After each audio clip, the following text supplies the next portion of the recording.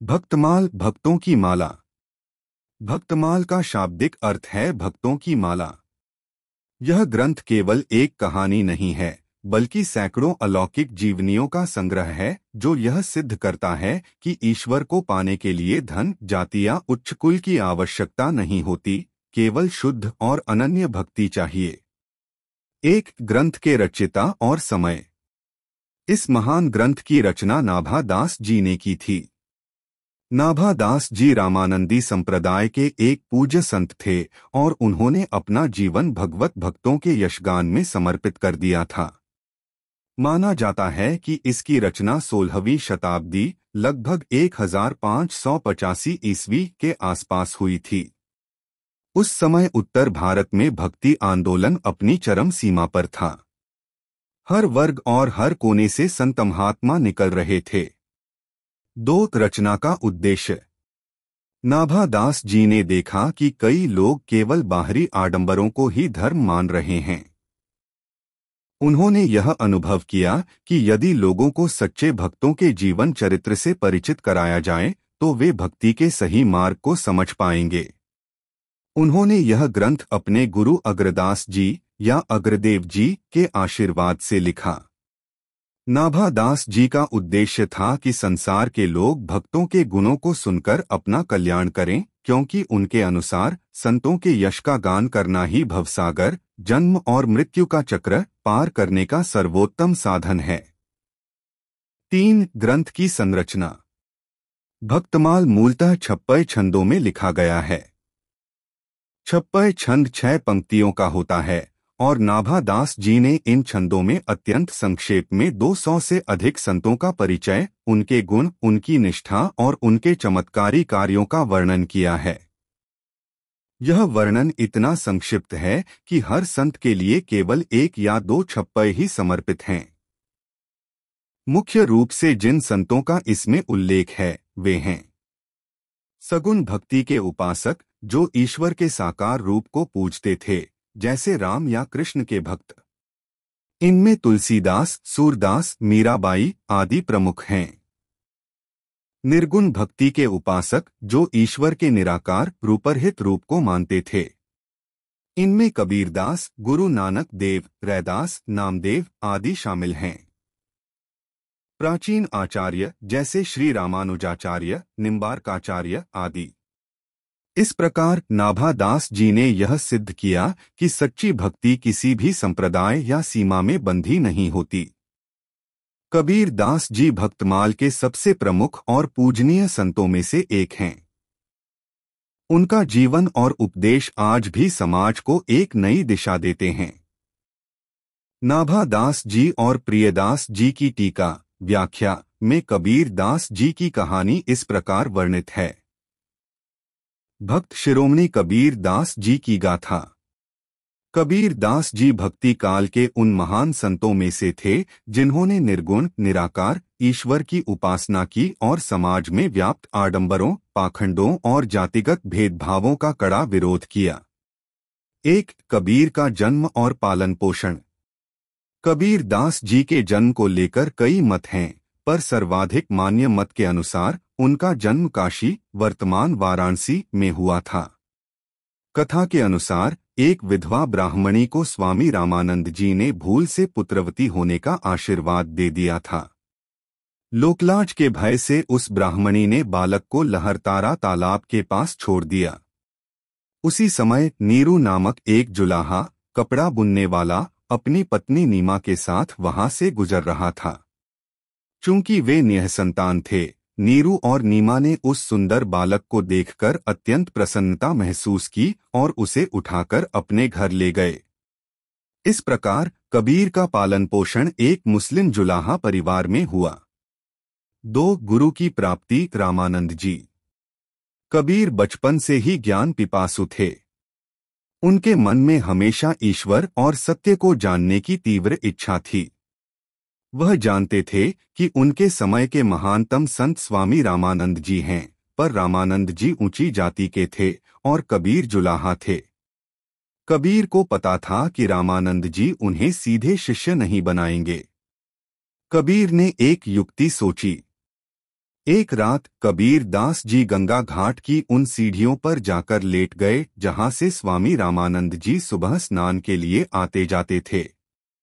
सूर्य उदय से पहले जब स्वामी रामानंद जी स्नान के लिए सीढ़ियां उतर रहे थे, अंधेरे में उनका पैर कबीर के शरीर पर पड़ गया।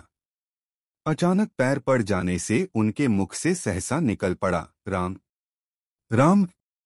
कबीर तुरंत उठ खड़े हुए और उन्होंने कहा, हे गुरुदेव, आपने मुझे मंत्र दीक्षा दे दिया है। आपने ही मुझे राम नाम का दान दिया है। इस घटना के बाद रामानंद जी को कबीर को अपना शिष्य मानना पड़ा।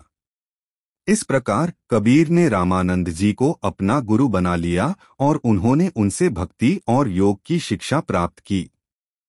3 कबीर की शिक्षाएं और उपदेश। गुरु दीक्षा के बाद कबीर ने जुलाहे का काम करते हुए ही अपने उपदेश देना शुरू किया।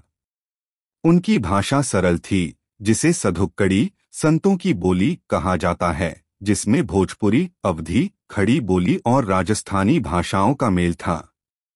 कबीर ने अपनी साखियों और पदों, जिन्हें बीजक नामक ग्रंथ में संग्रहित किया गया है, के माध्यम से समाज को झकझोर दिया।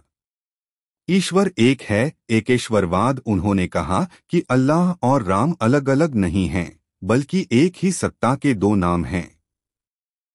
लाठी की मार से मुर्गा तड़प रहा है और तुम राम राम कह रहे हो। तुम राम का नाम लेकर यह कैसा पाप कर रहे हो? सार।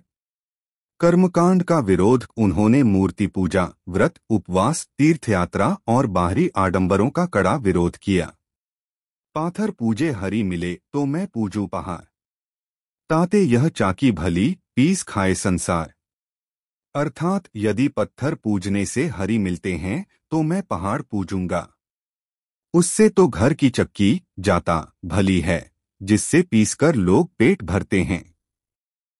हिंदू मुस्लिम एकता। उन्होंने दोनों धर्मों के पाखंडों पर कठोर प्रहार किया।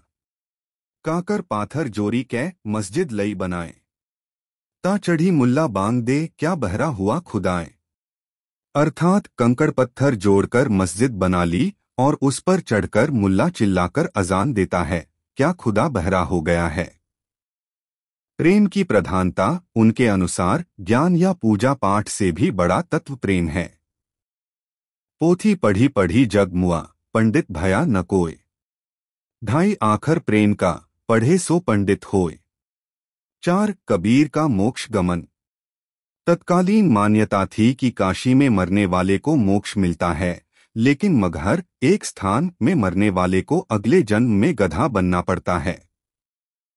अपने उपदेशों से कर्मकांड का खंडन करने वाले कबीर ने जीवन के अंतिम समय में इस अंधविश्वास को तोड़ने का निश्चय किया।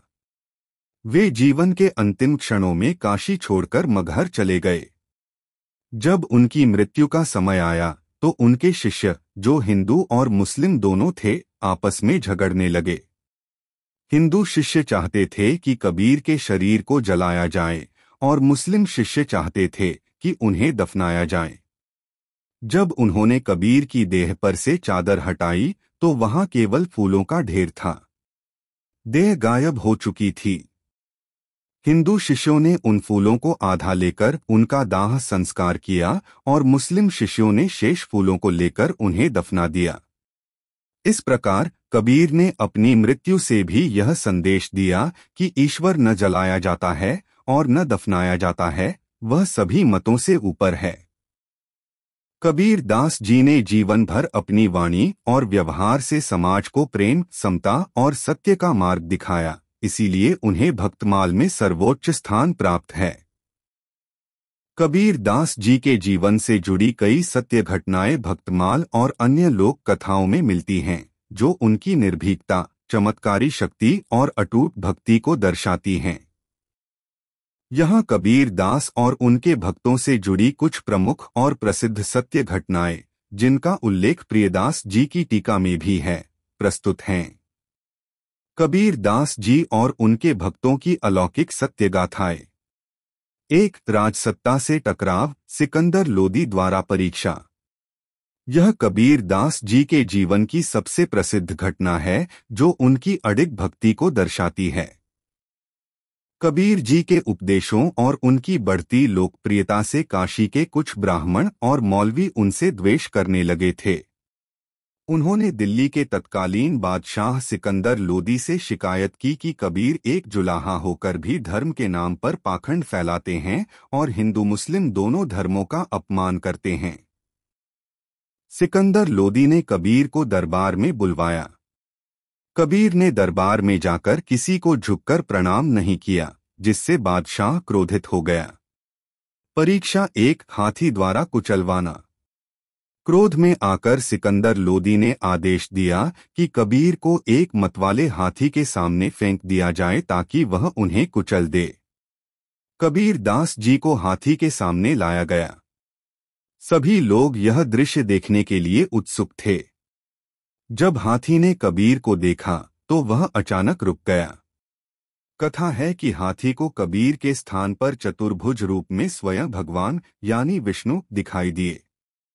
हाथी भयभीत होकर पीछे हट गया और उसने कबीर को कुचलने के बजाय उन्हें प्रणाम किया और भाग गया। परीक्षा 2, जल में डुबोना। जब यह प्रयास विफल हुआ तो बादशाह ने क्रोध में उन्हें हाथ पैर बांधकर गंगा नदी के अथाह जल में फेंक देने का आदेश दिया। कबीर को जंजीरों से बांधकर गंगा के मध्य में फेंक दिया गया। कुछ क्षणों बाद नदी के बीचों बीच से कबीर दास जी कमल के पुष्प पर बैठे हुए शांत भाव से ऊपर आ गए। उनके हाथ की जंजीरें टूट चुकी थीं।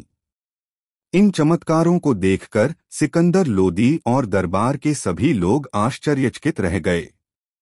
सिकंदर लोदी को अपनी भूल का आभास हुआ और उसने कबीर दास जी से क्षमा मांगी। इस घटना ने यह सिद्ध किया कि जो भक्त ईश्वर को समर्पित होता है उसका बाल भी बांका नहीं होता। 2, पत्नी लोई का निष्ठापूर्ण सहयोग। कबीर दास जी की पत्नी लोई भी महान भक्त थीं और उन्होंने हमेशा कबीर जी के विचारों का समर्थन किया। उनके जीवन से जुड़ी एक मार्मिक घटना है। एक बार कबीर दास जी ने कुछ भूखे साधुओं को भोजन कराने का संकल्प लिया। घर में गरीबी थी और अन्न का अभाव था। कबीर जी ने लोई से कहा कि वे साधुओं के लिए भोजन की व्यवस्था करें। लोई ने गांव में जाकर लोगों से आटा, दाल और घी मांगने का प्रयास किया, पर किसी ने मदद नहीं की। जब लोई खाली हाथ लौटीं तो कबीर ने उन्हें उदास देखकर कहा कि चिंता न करो, ईश्वर स्वयं व्यवस्था करेंगे। रात के समय लोई ने देखा कि कबीर दास जी एक घर की दीवार तोड़कर अंदर जा रहे हैं। लोई यह देखकर चौंक गईं कि कबीर चोरी कर रहे हैं। लोई ने चुपचाप अपनी साड़ी के पल्लू में उस घर से सरसों का तेल भर लिया। जब कबीर वापस आए तो लोई ने उनसे पूछा कि यह सब क्या है। कबीर ने कहा कि वह साधुओं के लिए अन्न लाने गए थे।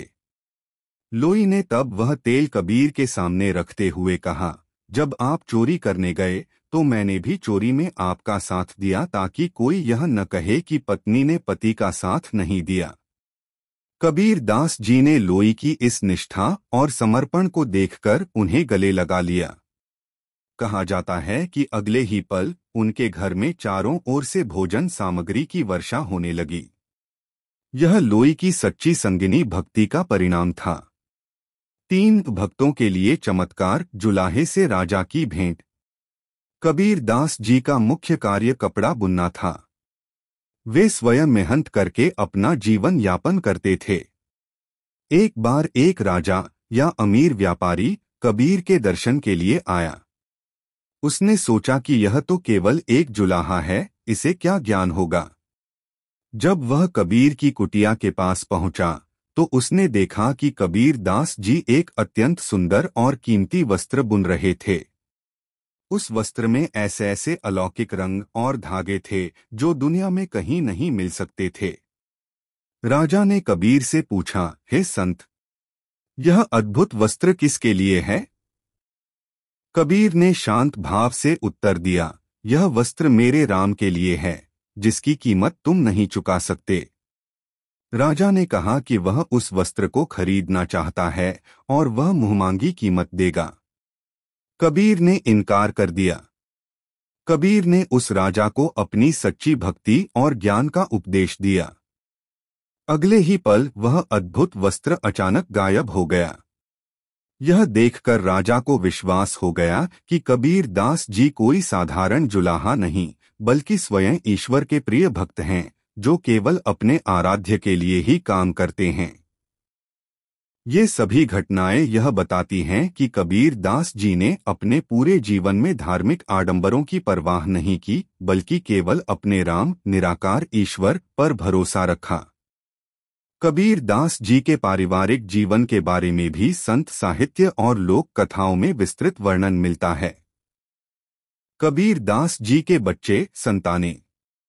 कबीर दास जी विवाहित थे और उनके दो मुख्य बच्चे थे, पुत्र कमाल, पुत्री कमाली। इन दोनों के नाम का उल्लेख करते हुए कबीर दास जी के बारे में यह प्रसिद्ध दोहा भी कहा जाता है। बड़ा पूत कबीर का, उपजा कमाल। हरि का सुमिरन छोड़ी के, घर ले आया माल धन संपत्ति। यह दोहा कबीर से ही संबंधित माना जाता है, जिसमें वह अपने पुत्र कमाल के व्यवहार पर निराशा व्यक्त करते हैं। एक पुत्र कमाल। कमाल के बारे में जनश्रुतियों और संत कथाओं में यह वर्णन मिलता है कि वह अपने पिता कबीर दास जी की तरह वैरागी और विरक्त नहीं थे। कमाल को सांसारिक चीजों और धन संपत्ति में रुचि थी। वे कबीर के सिद्धांतों से पूरी तरह सहमत नहीं हो पाए थे और उन्होंने भक्ति की जगह धन संग्रह और भौतिक सुखों पर अधिक ध्यान दिया। इसी कारण कबीर दास जी ने उपरोक्त दोहे में अपना दुख व्यक्त किया है। हालांकि कुछ अन्य परंपराओं में कमाल को भी संत माना जाता है, लेकिन मुख्य धारा की संत परंपरा में उन्हें पिता की तरह महान संत नहीं माना गया। दो पुत्री कमाली। कबीर दास जी की पुत्री कमाली अपने पिता के आदर्शों पर चलने वाली थीं। कमाली भक्तिमय स्वभाव की थीं और उन्होंने सादगीपूर्ण जीवन व्यतीत किया। वह हमेशा अपने पिता की सेवा में लगी रहती थीं और कबीर के उपदेशों को सुनने तथा उन्हें फैलाने में सहयोग करती थीं। उन्हें एक सच्ची भक्त और संत स्वभाव की महिला के रूप में याद किया जाता है। पारिवारिक जीवन का महत्व। कबीर दास जी का वैवाहिक और पारिवारिक जीवन इस बात का प्रमाण है कि गृहस्थ जीवन में रहकर भी ईश्वर की सच्ची भक्ति की जा सकती है। उन्होंने कभी भी गृहस्थ धर्म को त्यागने का उपदेश नहीं दिया, बल्कि जुलाहे का काम करते हुए ही ज्ञान और भक्ति का प्रचार किया। उनका परिवार उनके इस सिद्धांत का जीता जागता उदाहरण था।